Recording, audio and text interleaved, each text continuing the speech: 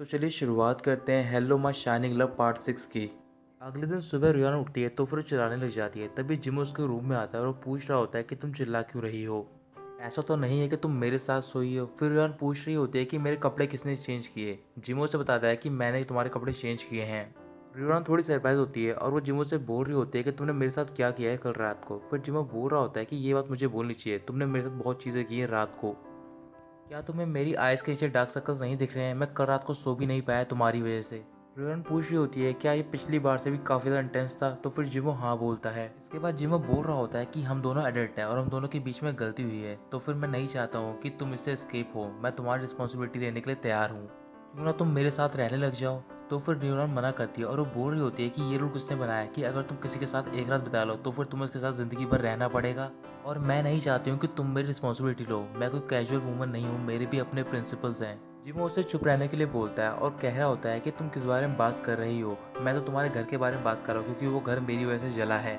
रियान बोल रही होती है कि हम दोनों के बीच में कल रात को कुछ भी नहीं हुआ। जिमो मना करता है और वो बोल रहा होता है कि तुम्हारी सोच बहुत ज़्यादा गंदी है, तुम पूरी रात वॉमिटिंग करती रही। क्या तुम्हें लगता है कि हम दोनों के बीच में कुछ हुआ होगा? और जब मैं तुम्हारे कपड़े चेंज कर रहा था तो फिर मैंने तुम्हारी बेली देखी थी और बहुत ज़्यादा फैट है और मुझे नहीं लगता कि तुम में कोई इंटरेस्टेड भी हो सकता है।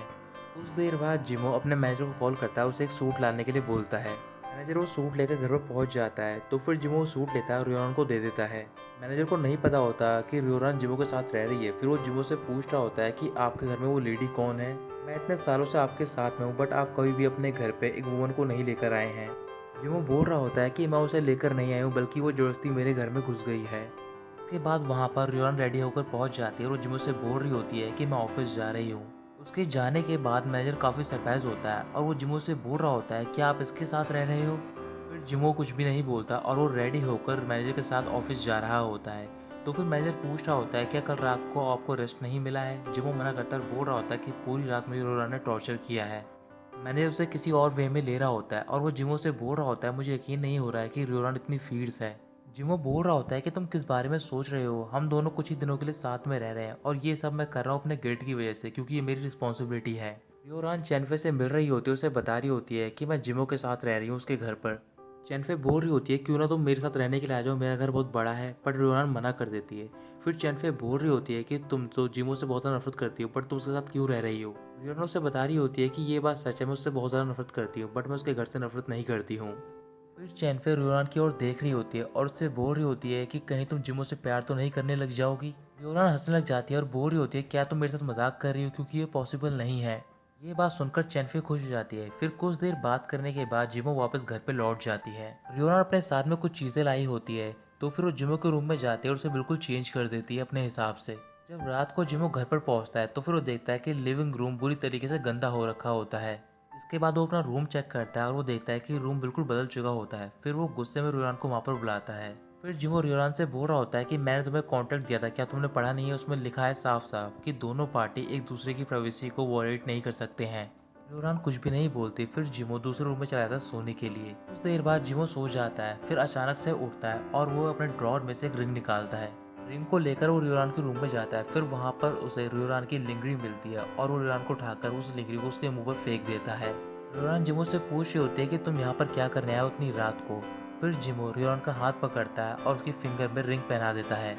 फिर वो उसी के बेड पर लेट जाता है और रियोरान को अपने बेड से उठना पड़ता है। अगली सुबह रियोरान जिमो को उठाती है। उसके उठने के बाद वो जिमो से बोल रही होती है क्या तुम्हें पता है कि कल रात को तुम मेरे रूम में आए थे और तुमने मेरी लिंगरी चुरा ली थी? तुम वैसे दिन में तो काफ़ी नॉटी हो बट मैंने एक्सपेक्ट नहीं किया था कि तुम रात में बहुत ज़्यादा नॉटी होगे। तुम्हारे तो दो फेस हैं। जिमो बोल रहा होता है मुझे याद नहीं कि कल रात को मैंने तुम्हारे साथ में क्या किया है, बट मैंने अगर कुछ गलत किया है तो फिर मैं उसके लिए माफ़ी मांगता हूँ।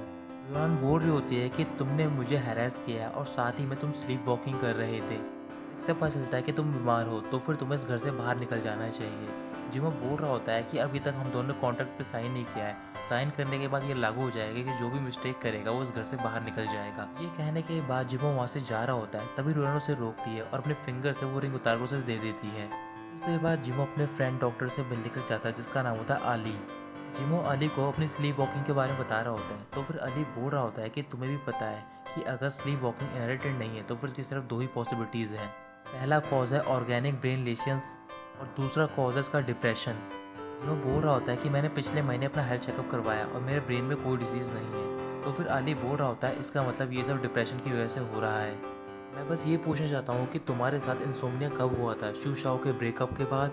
जब से तुम्हारा ब्रेकअप हुआ है तब से तुम सिंगल हो क्योंकि तुम डरते हो एक क्लोज रिलेशनशिप को फॉर्म करने में। जिमू गुस्से में आ जाता है और वो आली से बोल रहा होता है कि मैं यहाँ पर तुमसे मिलने के लिए आया हूँ, ना कि पास्ट के बारे में बात करने के लिए। अली बोल रहा होता है बट तुम्हारी प्रॉब्लम पास्ट से रिलेटेड है, तो फिर मैं यही चाहूँगा कि तुम पास्ट के बारे में भूल जाओ। जिमो बोल रहा होता है कि मैं सारी बातें भूल चुका हूँ पास्ट के बारे में। अली बोल रहा होता है मुझे ऐसा नहीं लगता, बट मैं तुम्हें एडवाइस देना चाहूँगा क्योंकि तुम्हारी लाइफ काफ़ी कैजुअल है और तुम्हारी लाइफ में कोई भी कलर नहीं है। यहाँ तक कि तो मुझे ये शक है कि तुम्हें माइनर स्ट्रेस डिसऑर्डर है। अगर तुम अपने आप का इलाज करना चाहते हो तो फिर सबसे पहला काम यह है कि तुम्हें पास्ट को अवॉइड नहीं करना है। इसके बाद जिमो वहाँ से चला जाता है और रात को वो घर पर होता है और वहाँ पर र्योरन के साथ कॉन्ट्रैक्ट की कंडीशंस पढ़ रहा होता है।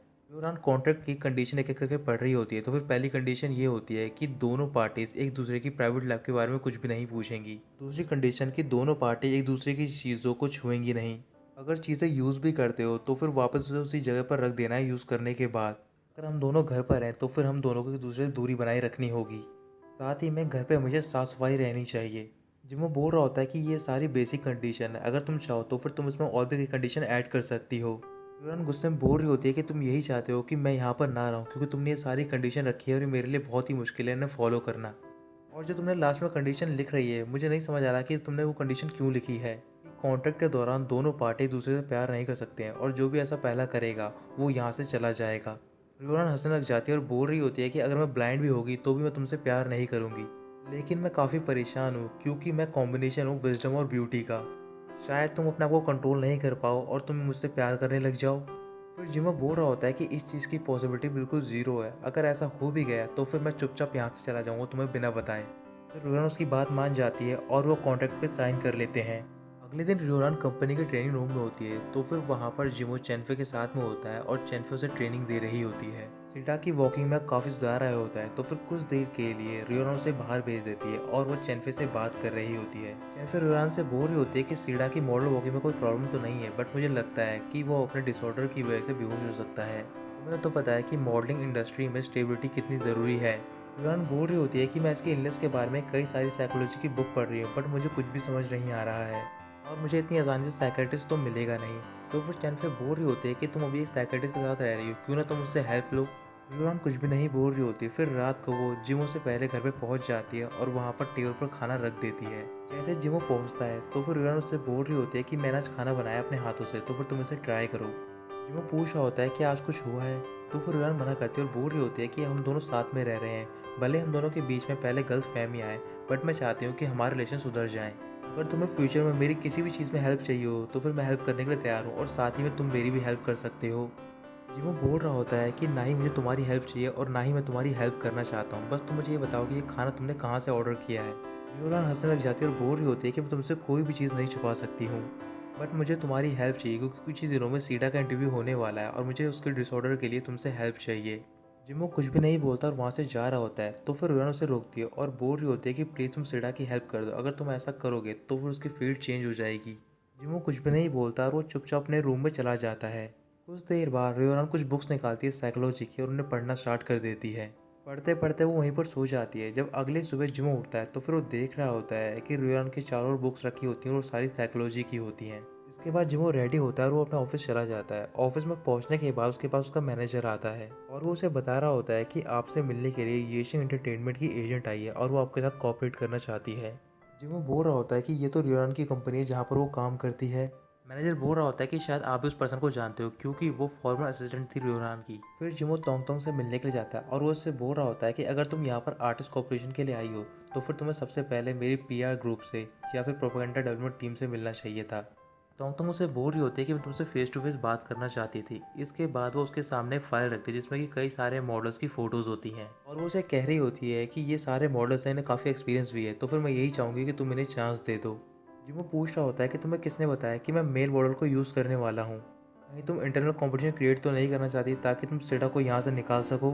तोंग बोल रही होती है कि अगर तुम ऐसा सोचते हो तो फिर इसमें कोई बुराई नहीं है क्योंकि ये सब हम अपने आर्टिस्ट के लिए कर रहे हैं और इसमें कोई कंपटीशन की बात ही नहीं है।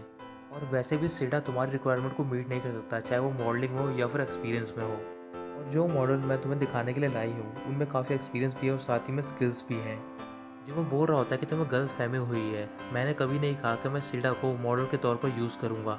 और दूसरी ये कि मैं उन पर्सन से नफरत करता हूँ जो कि मेरी बैक के बिहाइंड में ट्रिक प्ले करते हैं।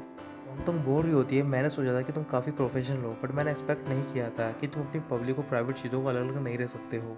भले ही मैं ट्रिक यूज़ कर रही हूँ, बट रियोना भी ट्रिक यूज़ कर रही है क्योंकि वो तुम्हारी फीलिंग का यूज़ कर रही है ताकि वो अपने आर्टिस्ट को आगे बढ़ा सके। ये कहकर तुम चली जाती है। फिर इसके बाद मैनेजर जिमू से पूछ रहा होता है, क्या आप रियोना की साइड ले रहे थे? फिर जिमू मैनेजर से बोल रहा होता है कि तुम सीटा को कॉल करो, मैं उससे मिलना चाहता हूँ। कुछ देर बाद सीटा वहाँ पर पहुँच जाता है, तो फिर वो जिमू से पूछ रहा होता है कि आपने मुझे यहाँ पर क्यों बुलाया है। फिर जिमो बोल रहा होता है, क्या तुम्हें चांस चाहिए शो पे वॉक करने का?